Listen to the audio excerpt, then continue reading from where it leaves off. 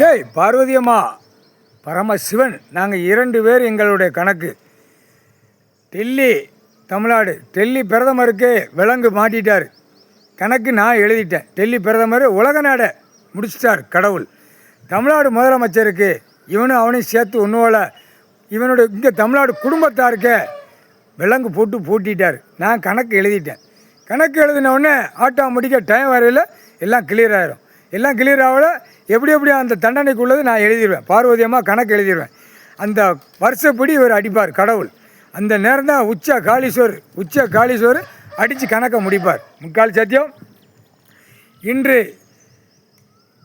6 to 7 இப்போ நாங்கள் போய்கிட்டே இருக்கோம், கணக்கு போட்டுக்கிட்டு இருக்கோம். ஆனால் நாங்கள் ஆந்திரா கர்நாடகாவில் விலங்கு மாட்டிக்கிட்டு இருக்கோம்.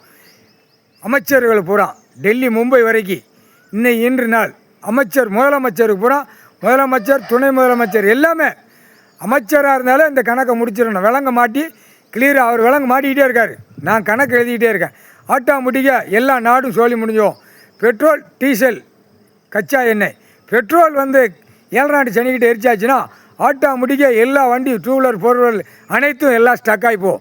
எல்லாமே ஸ்டக் ஆகிப்போம். அவன் அப்போ தான் விவசாயங்கிறது கணக்கு வெளியே எடுப்பார்.